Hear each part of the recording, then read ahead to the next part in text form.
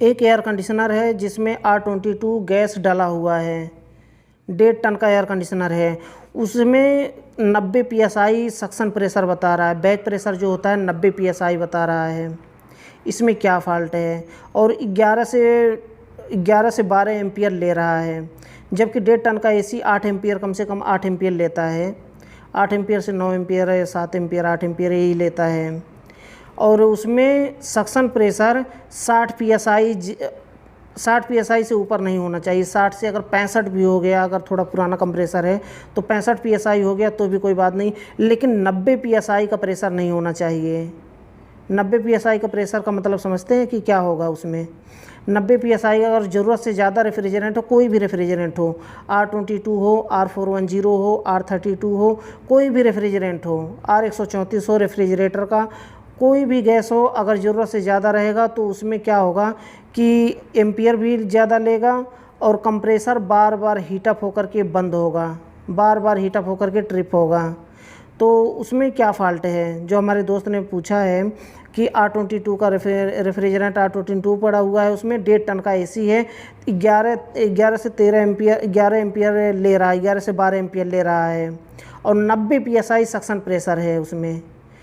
अगर मानिए उसमें अगर उसका पंपिंग डाउन होता, AC का उसका पंपिंग डाउन नहीं है, पंपिंग डाउन अगर होता तो उसमें क्या पहचान होती, इसको तो हम लास्ट में बात करेंगे। लेकिन उससे पहले मैं बताना चाहूँगा कि अगर आपने अभी तक अमरेश 11 टेक चैनल को सब्सक्राइब नहीं किया है तो नीचे लाल कलर का सब्सक्राइब का बटन है, उसे दबाकर सब्सक्राइब कर लें और बेल आइकन को प्रेस करके ऑल पर क्लिक कर लें, ताकि जितनी भी वीडियो मैं बनाऊँ, जितनी भी अपलोड करूँ, आपको सबसे पहले नोटिफिकेशन मिल जाए, आप देख पाएँ सबसे पहले, इसलिए ऑल पर क्लिक कर लें। तो हम टॉपिक की बात करते हैं कि अगर R22 गैस है उसमें 60 का प्रेशर होना चाहिए, लेकिन 90 का प्रेशर है उसमें। ऐसा कब होता है? जब पंपिंग डाउन होती है उसकी, तब 90 से 100 PSI उसका प्रेशर चला जाता है, बैक प्रेशर।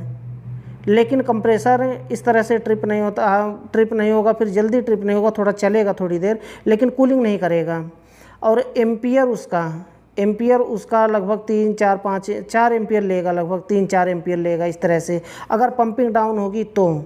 इसमें पंपिंग डाउन नहीं है, इसमें क्या है, इसमें रेफ्रिजरेंट ज़्यादा है, रेफ्रिजरेंट ओवरचार्ज है। अब इसे कैसे आप पहचानेंगे कि हमारा रेफ्रिजरेंट ओवरचार्ज है या फिर पंपिंग डाउन होने की वजह से इतना ज़्यादा सक्शन प्रेशर आ रहा है? क्योंकि होता क्या है कि सक्शन प्रेशर जो है ना, ज़्यादा कब आता है? या तो पंपिंग डाउन होता है या तो रेफ्रिजरेंट ज़्यादा होता है। तो पंपिंग जब डाउन होगी और प्रेशर उसका सक्शन प्रेशर 90-100 PSI होगा, तो उसी तरह से उसका जो एम्पियर है, एम्पियर भी बहुत कम लेगा, एम्पियर ज़्यादा नहीं लेगा, एम्पियर लगभग 3-4 एम्पियर लेगा। तो आप समझ जाएंगे कि इसमें पंपिंग डाउन है कंप्रेसर की। लेकिन पंपिंग डाउन नहीं है, हम इसलिए कह रहे हैं क्योंकि 11 से 12 एम्पियर ले रहा है। 11 से 12 एम्पियर 1.5 टन का AC नहीं लेता अगर पंपिंग डाउन होती तो इसमें क्या करें, रेफ्रिजरेंट ज़्यादा है। अगर आप उसमें देखें, एक स्लिप चिपका होगा, उसमें लिखा होगा 8 से 9 एम्पियर या फिर 7 से 9 एम्पियर या फिर 6 से 8 एम्पियर, ऐसे कुछ करके अलग अलग कंपनी का अलग अलग एम्पियर होता है। कोई ज़रूरी नहीं है कि सेम एम्पियर सबका हो, अलग अलग कंपनी का अलग अलग एम्पियर होता है।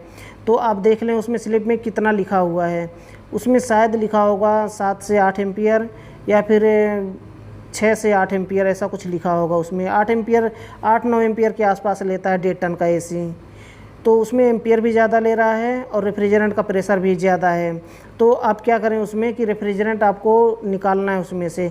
तो रेफ्रिजरेंट को कैसे निकालें, ये भी समझने वाली बात है कि रेफ्रिजरेंट को आपको कैसे निकालना है। क्या स्टैंडिंग पोजीशन में निकालना है या फिर कंप्रेसर को रन करवा के निकालना है?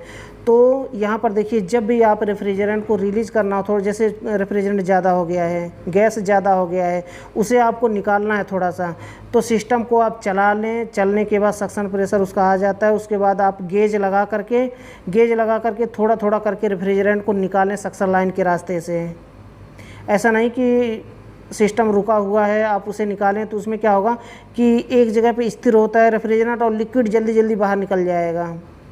तो ये गलती कभी भी ना करें। जब भी रेफ्रिजरेंट निकालें, आप AC को चला करके सक्शन लाइन के रास्ते से धीरे धीरे करके थोड़ा थोड़ा स्टेप बाय स्टेप जैसे गैस डालते हैं उसी तरह से गैस आपको निकालना है।